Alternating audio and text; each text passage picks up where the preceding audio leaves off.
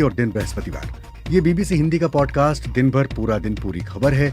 मैं हूं मोहनलाल शर्मा और मैं हूं सिमरनप्रीत कौर। पॉडकास्ट में आज बात कर्नाटक के नए मुख्यमंत्री की, अमेरिका से मुंबई हमले के एक दोषी के भारत प्रत्यर्पण की मंजूरी की और सोशल मीडिया पर छाई नायाब मिड्ढा से मुलाकात की। सिद्धरमैया ही होंगे कर्नाटक के अगले मुख्यमंत्री, डीके शिव कुमार बनेंगे उप मुख्यमंत्री। क्या डी शिव कुमार निराश हैं? Why I should be upset? There is a long way to go.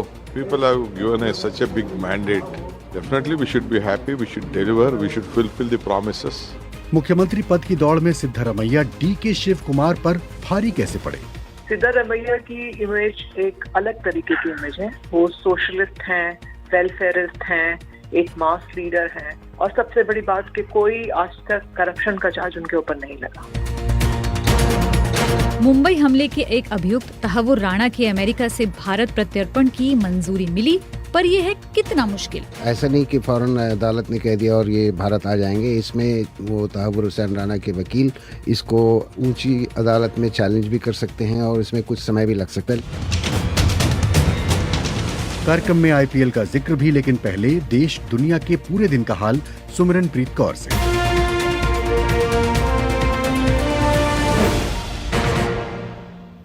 Pakistan के पूर्व प्रधानमंत्री इमरान खान और उनकी पत्नी को अल कार्दिस ट्रस्ट से जुड़े भ्रष्टाचार के मामले में आज नेशनल अकाउंटेबिलिटी ब्यूरो यानी नैब के सामने पेश होना था, लेकिन वो इस्लामाबाद नहीं पहुंचे।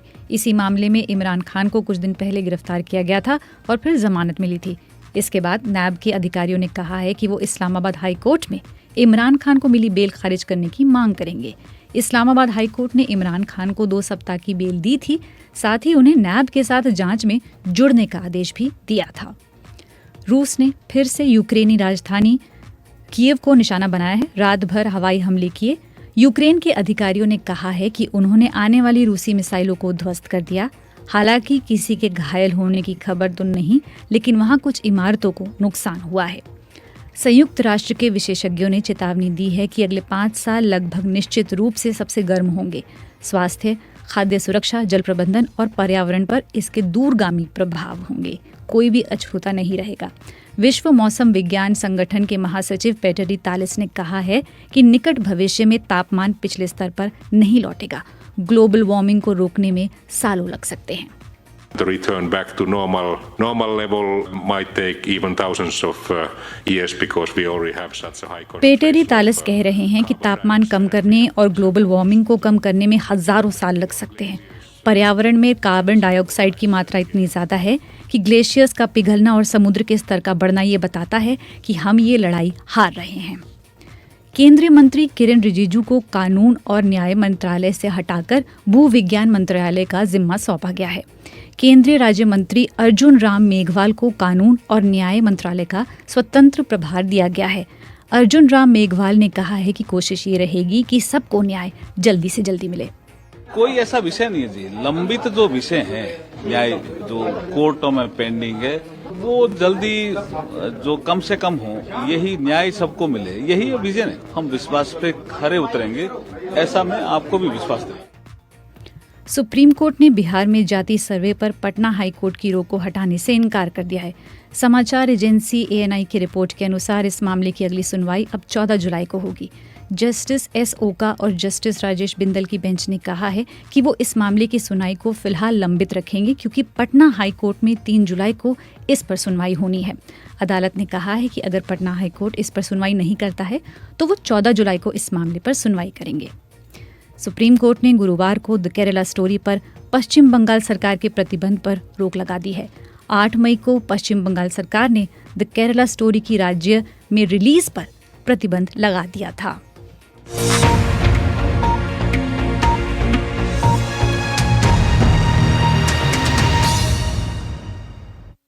Siddaramaiah will be the Chief Minister of Karnataka. D.K. Shivkumar will be the only one Deputy CM of Karnataka. He will continue as a PCC President till the Parliament election is over. ये आवाज जो आपने सुनी वो Congress party के महासचिव केसी वेणुगोपाल की थी, जो कि ये बता रहे थे कि कर्नाटक का मुख्यमंत्री कौन होने वाला है। तो कर्नाटक का सस्पेंस खत्म और अब ये तय है कि सिद्धारमैया ही कर्नाटक के नए मुख्यमंत्री होंगे। 5 दिन की माथापच्ची के बाद आखिरकार कांग्रेस इस नतीजे पर पहुंची कि राज्य की कमान सिद्धारमैया के हाथ में होगी। डीके शिव कुमार उप मुख्यमंत्री बनेंगे। कांग्रेस पार्टी के महासचिव केसी वेणुगोपाल ने जानकारी दी, आपने सुना। अब जरा सिद्धरमैया के मुख्यमंत्री बनने की कहानी में जरा पीछे चलते हैं। चुनाव तो कर्नाटक में हुए, लेकिन मुख्यमंत्री तय किए जाने की कवायद दिल्ली में चली। 224 सीटों वाले विधानसभा में कांग्रेस ने 135 सीटें जीती थी, लेकिन कांग्रेस अपनी शानदार जीत के बावजूद मुख्यमंत्री नहीं चुन पा रही थी और इसे लेकर सवाल भी उठ रहे थे। और शनिवार से पहले ही कर्नाटक में और फिर दिल्ली में मुख्यमंत्री को लेकर लगातार विचार विमर्श चलता रहा। जी, और सिद्धरमैया और डीके शिव कुमार भी दिल्ली पहुंचे। दोनों नेताओं से कांग्रेस अध्यक्ष मल्लिकार्जुन खड़गे, सोनिया गांधी, राहुल गांधी से बात की और सिद्धरमैया बनाम डीके शिव कुमार के बीच था ये पूरा मामला। कांग्रेस के प्रवक्ता रणदीप सुरजेवाला ने कहा, एक ही व्यक्ति पर निर्णय करना है, इसलिए सबसे मंत्रणा कर कि विधायक दल के अगले नेता और मुख्यमंत्री श्री सिद्धारमैया जी होंगे और उनके साथ कंधे से कंधा मिलाकर उप मुख्यमंत्री के तौर पर श्री डीके शिव कुमार जी काम करेंगे। कांग्रेस पार्टी अपनी 5 गारंटी लागू करने के लिए कटिबद्ध है। कांग्रेस पार्टी गरीब मध्यम वर्ग नौकरी पेशा व्यक्ति के लिए कर्नाटक में काम करेगी और एक transparent government, honest government, stable government, accountable government देकर हम एक नया रोल मॉडल कर्नाटक के अंदर पेश करेंगे। ब्रांड कर्नाटका का निर्माण करेंगे। ब्रांड कर्नाटका का निर्माण करेंगे, ये कह रहे थे रणदीप सिंह सुरजेवाला। तो अब जबकि तय हो गया है कि मुख्यमंत्री सिद्धरमैया और उप मुख्यमंत्री डीके शिव कुमार होंगे, तो शिव कुमार से जब ये सवाल पूछा गया कि क्या आप निराश हैं, तो उनका जवाब क्या था, सुनिए। Why I should be upset? There is a long way to go. When people have given such a big mandate, definitely DK we should Shiv be Kumar happy. कह रहे हैं कि मुझे निराश क्यों होना चाहिए। लोगों ने हमें इतना बड़ा जनादेश दिया है, हमें खुश होना चाहिए, अपने वादों को पूरा करना चाहिए। यही हमारा बड़ा मकसद और एजेंडा होना चाहिए। सब कुछ अच्छा है और अच्छा ही रहेगा। राहुल गांधी और मल्लिकार्जुन खड़गे ने कहा है कि सभी को मिलकर काम करना है और हम सब ने इसे स्वीकार किया है। तो अब दिल्ली की उठापटक खत्म हो गई और अब सत्ता के केंद्र में वापस लोग बेंगलोर पहुंच गए। दोनों नेता बेंगलोर में हैं। यही विधायक दल की बैठक होगी और सिद्धरमैया को औपचारिक रूप से विधायक दल का नेता चुना जाएगा। तो अब ये जो 2 बड़े कैरेक्टर हैं, जो 2 बड़े नाम हैं, सिद्धरमैया और डीके शिव कुमार, अब बारी बारी से हम इनके बारे में जानते हैं। तो इमरान कुरैशी से सुन लेते हैं सिद्धरमैया की कहानी। सिद्धरमैया एक तरह से रिकॉर्ड तोड़ने के होड़ में हैं। उनका पहला रिकॉर्ड ये था कि 2013 में जब वो मुख्यमंत्री बने तो उन्होंने डी देवराजस के बाद पहले मुख्यमंत्री बने जो पूरे 5 साल मुख्यमंत्री पद पर रहे। वो देश के एक ही वित्त मंत्री हैं जो अभी तक 13 बजट पेश किए हैं। मतलब ये कि वो मोरारजी देसाई के 10 बजट का रिकॉर्ड तोड़ दिए हैं। उनके बजट और नंबरों के बारे में इतनी पकड़ है कि आईएएस अधिकारी भी हैरान हो जाते हैं। जब वो विधानसभा में विरोध पक्ष के नायक के तौर पे बजट पर भाषण देते हैं तो बीजेपी के हर सदस्य विधानसभा में मौजूद होते हैं। सिद्धरमैया की लोकप्रियता इसलिए भी है क्योंकि ग्रामीण प्रदेश के लोगों के साथ उनका रवैया इतना अच्छा है कि लोग उनकी बहुत इज्जत करते हैं। उनकी तुलना लालू प्रसाद यादव से करना ठीक नहीं होगा, लेकिन उनकी भाषा लालू जैसे ही है। सिद्धरमैया पर उनके लॉ कॉलेज के प्रोफेसर एमडी नंजुंडस्वामी का सबसे गहरा असर पड़ा था। प्रोफेसर नंजुंडस्वामी एक सोशलिस्ट पार्टी के नेता थे जो कर्नाटका का सबसे मजबूत किसान संघ को आयोजन किया था। सिद्धरमैया पहले जनता पार्टी में शामिल हुए और उसके बाद पूर्व प्रधानमंत्री एचडी देवेगौड़ा के साथ जनता दल सेक्युलर में काम किए। फिर उन्होंने अहिंदा का मोर्चा पकड़ा और कांग्रेस में शामिल हुए। दिलचस्प बात यह है कि वो जनता पार्टी और जनता दल में कभी भी भागी रहे हैं, लेकिन जब वो 5 साल मुख्यमंत्री रहे उस समय उनके खिलाफ किसी भी तरह की असंतुष्ट गतिविधि नहीं हुई। वो इसलिए मुख्यमंत्री बने हैं क्योंकि उनकी एक क्लीन इमेज है और वो अच्छे प्रशासक हैं। तो मोहन, इमरान कुरैशी से आपने सिद्धरमैया की कहानी सुनी। अब उप मुख्यमंत्री डीके शिव कुमार की कहानी सुनते हैं इमरान कुरैशी से।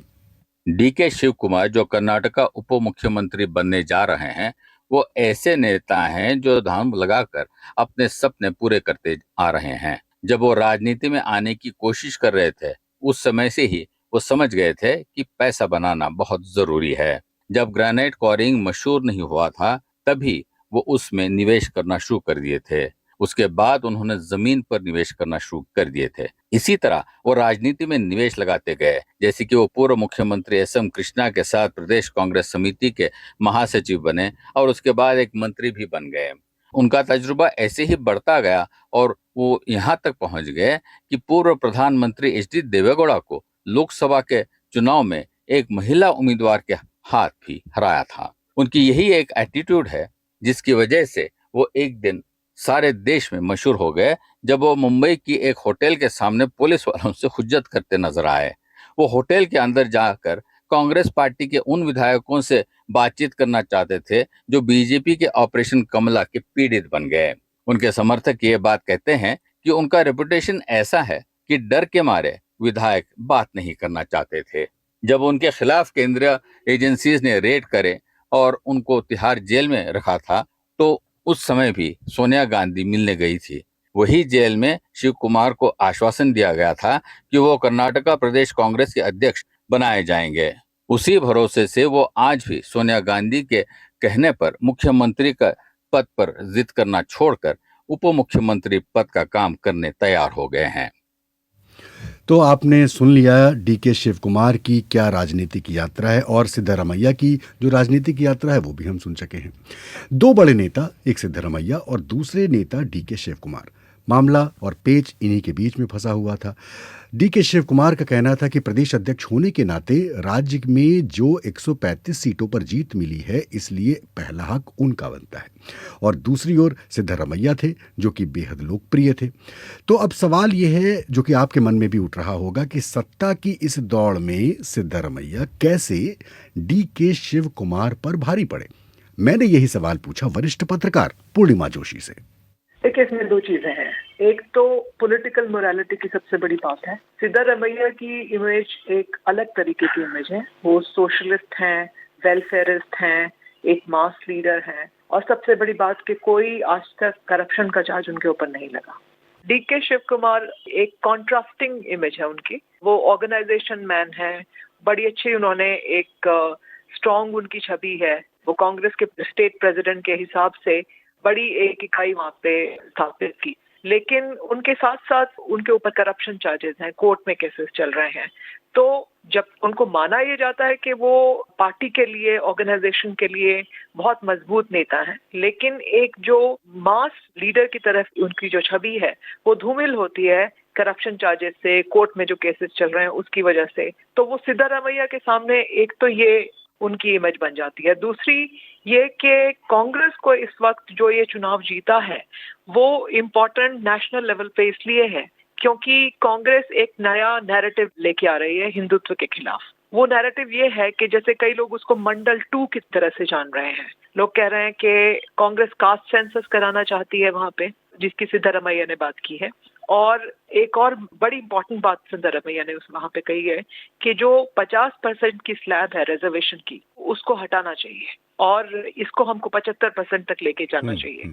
अब आप ये चीज सिद्धारमैया आगे लेके जा रहे हैं, तो एक जो आप सोशलिस्ट वेलफेयरिस्ट प्लान देख रहे हैं जो कि सिद्धारमैया की छवि में एक प्रतीत होता है, उसके साथ साथ ये जो आगे का रणनीति है कांग्रेस की, उसके लिए सिद्धारमैया एक बहुत इंपॉर्टेंट लीडर रहेंगे, जो कि डीके शिव कुमार के साथ ये बात नहीं चल पाएगी। मतलब एक जो रोड मैप है कांग्रेस का रोड मैप, उसके साथ सिद्धारमैया फिट होते हैं और उस रोड मैप के हिसाब से शिव कुमार उसमें फिट नहीं होते। लेकिन क्या ये दोनों नेताओं को साधने के लिए एक साथ विन विन फॉर्मूला है, यानी कि एक डिप्टी सीएम बन गया और एक सीएम बन गया?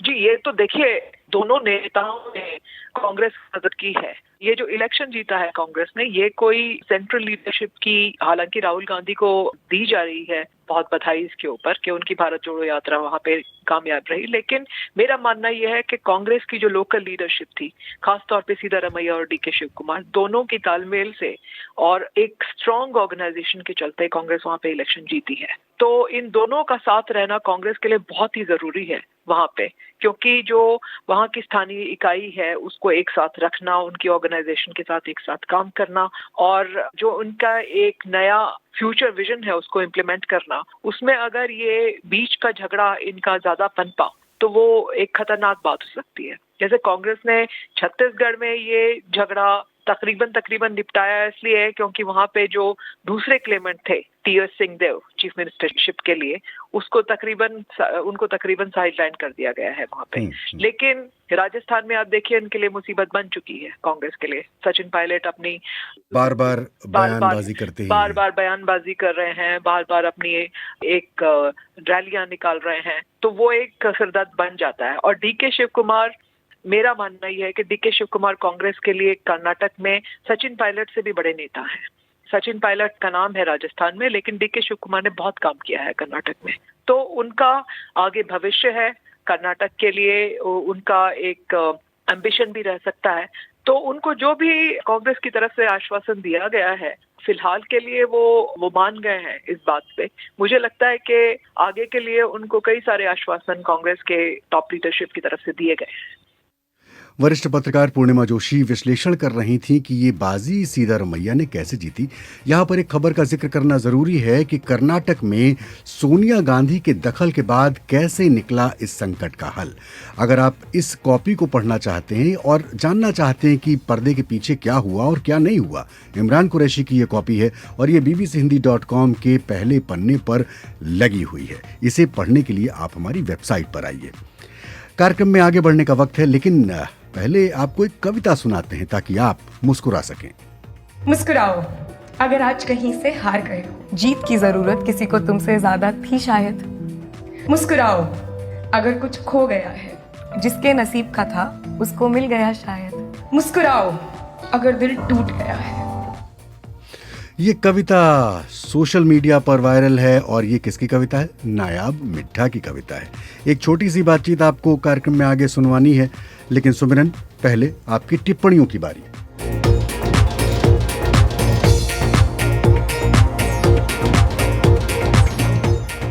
तो मोहन, अगर मैं YouTube से शुरुआत करूं तो हमारे साथ अंशिका हैं जो कह रही हैं मैं 8वीं कक्षा में हूं और अपने पिताजी के साथ मैं BBC न्यूज़ सुनती हूं, जिन्होंने उन्हें ये समझाया है कि बच्चों के लिए BBC न्यूज़ बहुत अच्छी है। क्लास में है जी, और सुनती हैं न्यूज़। वहीं हमारे साथ मदन लाल लंबोरिया हैं जो कह रहे हैं कि पर्यावरण में जो ये बदलाव आ रहे हैं उसका सबसे ज़्यादा असर किसान झेल रहे हैं। वहीं दूसरी तरफ हमारे साथ तनु कुमारी हैं और हमारे साथ प्रशांत बडोला है जो कह रहे हैं कि ये कार्यक्रम कम से कम 1 घंटे का होना चाहिए। बिल्कुल सही बात, बिल्कुल सही बात। आधे घंटे का प्रोग्राम बनाने में हमारे पसीने छूट जाते हैं और आप चाहते हैं कि 1 घंटे का प्रोग्राम हम करें ताकि हमारे और पसीने छूट जाएं, क्योंकि समय बहुत जाता है। आप तक आधे घंटे का जो हम कार्यक्रम लाते हैं उसमें हमें बहुत कुछ पढ़ना पड़ता है और सही जानकारी जुटानी पड़ती है ताकि आप तक जो भी पहुंचे बातें वो निष्पक्ष पहुंचे और सही और सटीक पहुंचे। मेरे पास एक टिप्पणी है मोहम्मद अजरुद्दीन की और ये कह रहे हैं कि इमरान कुरैशी साहब का विश्लेषण बहुत ही बेहतरीन सटीक होता है। कर्नाटक के चुनाव में विश्लेषण जो उन्होंने किया था। शैलेंद्र सुमन एक टिप्पणी कर रहे हैं कि राजस्थान के सचिन पायलट जी शायद बीजेपी में शामिल होंगे, सवाल पूछ रहे हैं। इसके अलावा मनोहर चमोली मनु का टिप्पणी है, दोनों मिलकर यदि बेहतर काम करेंगे तो राज्य में बीजेपी दूर होगी। ये सिद्धारमैया और डी शिव कुमार की बात कर रहे हैं। नवनीत मिश्रा की एक सवाल पूछ रहे हैं किसी देश से प्रत्यर्पण करना कितना मुश्किल है। हम कार्यक्रम में आगे आएंगे, अगली खबर की जब हम बात करेंगे। तो डी.के. परमार एक टिप्पणी कर रहे हैं और इसके अलावा भी अजीत धर द्विवेदी की टिप्पणी है। चमोली कह रहे हैं वाह कविता भी आए तो बढ़िया है क्या बात है। तो कार्यक्रम में अब बहुत सारी हमने टिप्पणियां पढ़ ली, तो यहां पर थोड़ा सा टिप्पणियों को देंगे विराम और कार्यक्रम में आगे बढ़ेंगे। आप सुन रहे हैं BBC हिंदी का पॉडकास्ट दिन भर, पूरा दिन पूरी खबर। मोहन, अब आज की दूसरी बड़ी खबर पे आते हैं। मुंबई के 26/11 हमलों के एक दोषी को अमेरिका से भारत लाया जाएगा।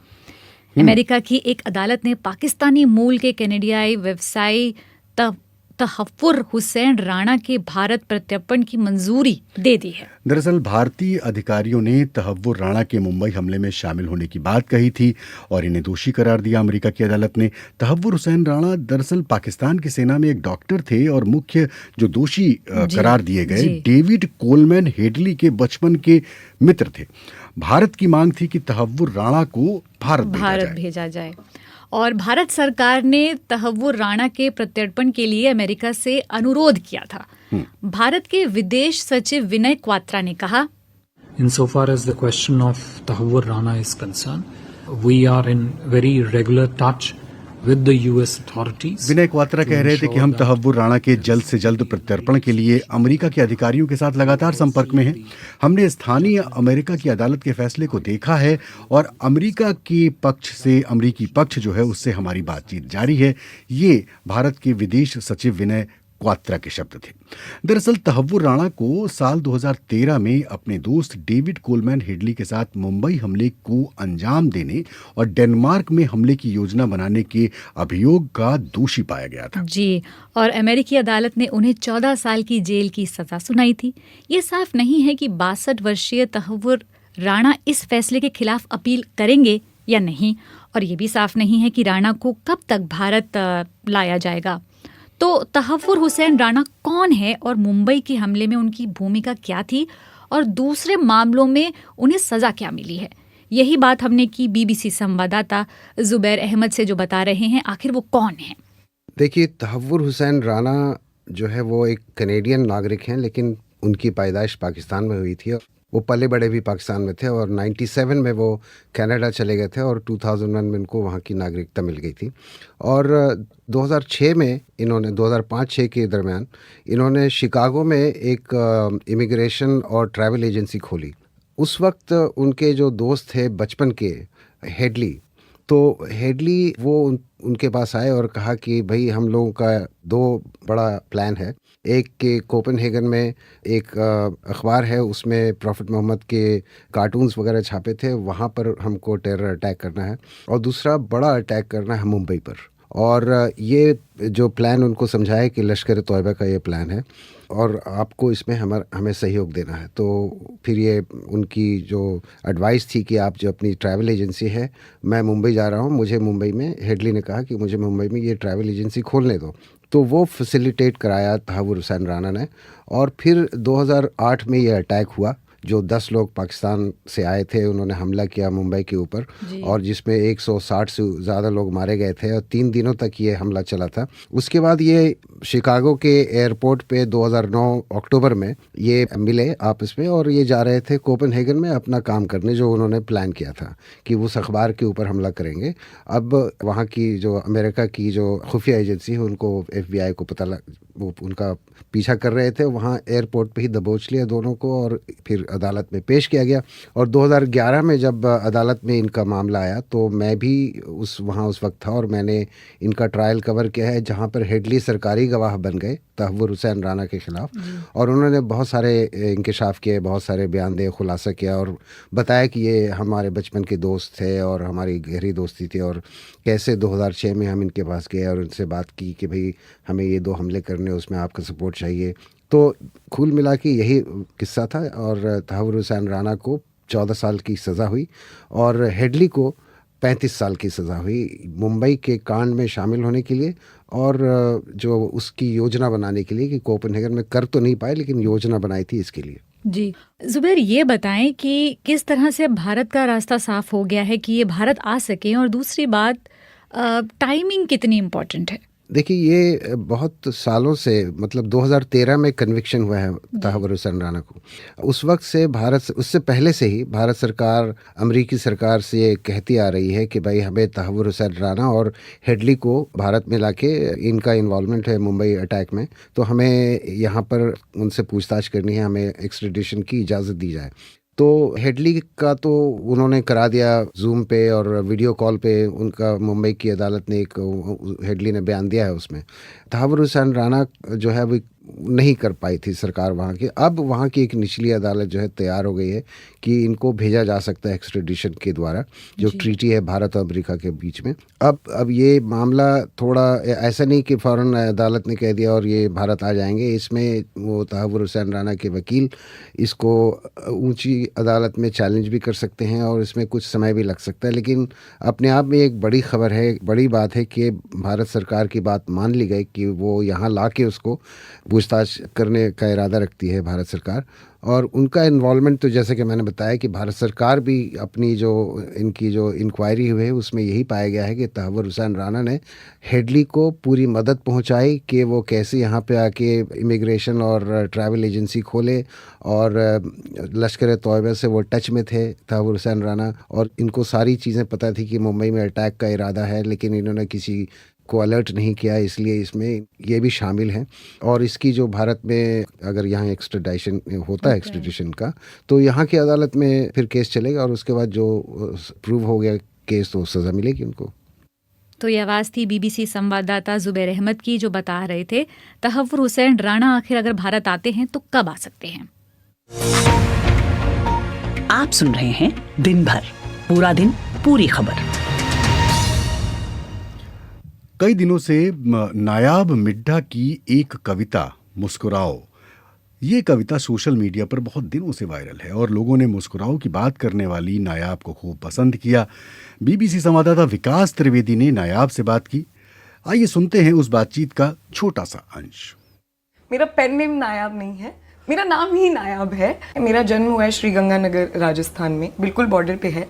मैं एक कॉन्वेंट स्कूल में पढ़ी हूँ। बड़ा झगड़ा करके मेरी मम्मी मुझे कॉन्वेंट स्कूल लेकर गई कि मेरी बेटी तो कॉन्वेंट स्कूल में ही पढ़ेगी। और मेरा एक भाई है, मेरी मम्मी एक बिजनेस वुमन है, उनसे पहले वो अपना स्कूल भी चला चुकी हैं। ये जो पूरा जो मुस्कुराओ है ना, I think it comes from my mother. Nayab, जब से आपकी ये कविता वायरल हुई है मुस्कुराओ, आपकी ज़िंदगी में कितनी मुस्कुराहटें बढ़ी हैं? मेरी ज़िंदगी में बहुत बहुत मुस्कुराहटें बढ़ गई हैं। मतलब मैंने कभी अपने माँ बाप को, मम्मी को तो फिर भी, पर अपने पिताजी को मैंने कभी 5 दिन तक लगातार मुस्कुराते नहीं देखा है। वो मुस्कुरा रहे हैं 5 दिन से, तो मैं सोच सकती हूँ कि बहुत बढ़ गई हैं, दुनिया में ही बहुत बढ़ गई। और ये जो शौक़ है कविता लिखने का या कहीं स्टेज पे जाती हैं परफॉर्म करती हैं, ये शौक़ कहाँ से आया?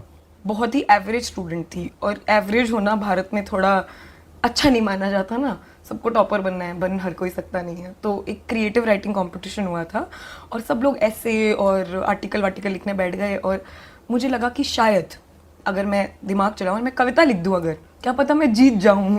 तो वो उस चक्कर में मैंने अपनी पहली कविता लिखी थी अंग्रेजी में। तो मैं डायरी भी लिखती थी, मैं कविता भी लिखती थी।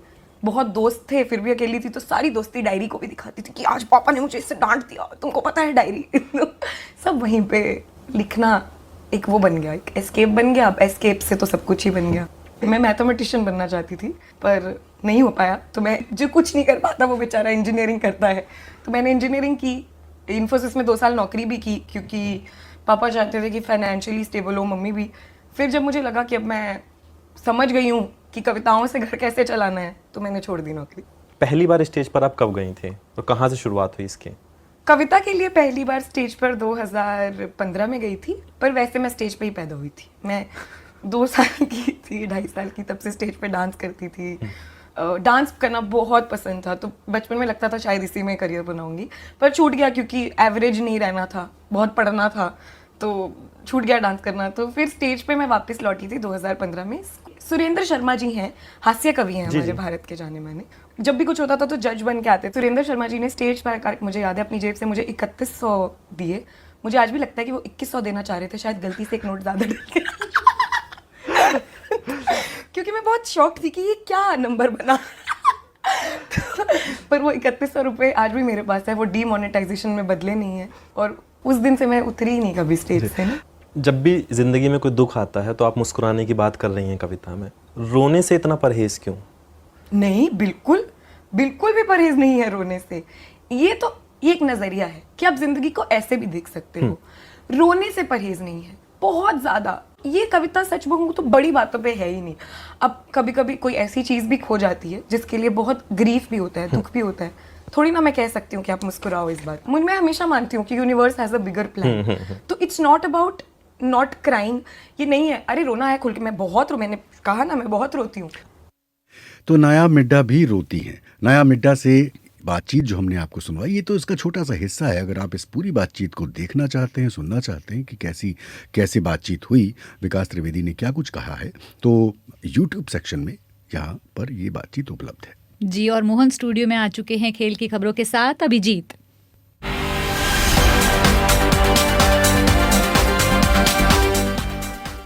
तो सुमिरन, आईपीएल में रॉयल चैलेंजर बेंगलोर और सनराइजर हैदराबाद के बीच मुकाबला चल रहा है। सनराइजर हैदराबाद की टीम पहले बल्लेबाजी कर रही है और अभी पावर प्ले यानी पहले 6 ओवर का आखिरी गेंद फेंका जा रहा है।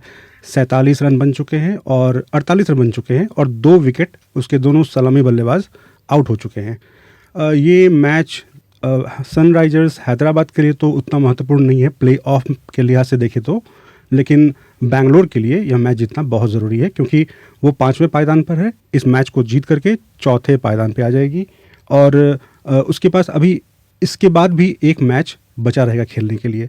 तो बहुत संभव है अगर दोनों मैच वो जीत लेती है तो टॉप 2 में वो आ सकती है। बहुत बहुत शुक्रिया अभिजीत। तो कार्यक्रम का ये मुकाम या पड़ाव आ चुका है जहां पर हमें आपसे विदा लेनी होगी। तो ये था आज का पॉडकास्ट दिन भर पूरा दिन पूरी खबर। मैं सुमिरन प्रीत कौर आपसे इजाजत चाहूंगी। मोहनलाल शर्मा के साथ स्टूडियो संभाला रवि कुमार ने। हमें इजाजत दीजिए, नमस्कार। लेकिन हम तो आपसे विदा ले रहे हैं, पर अगर आप इस कार्यक्रम को अपनी सुविधा के हिसाब से सुनना चाहते हैं तो ये बीबीसी हिंदी के पॉडकास्ट पेज पर उपलब्ध है, जहां पर आप आइए, क्लिक कीजिए और अपना पसंदीदा प्रोग्राम सुनिएगा जरूर।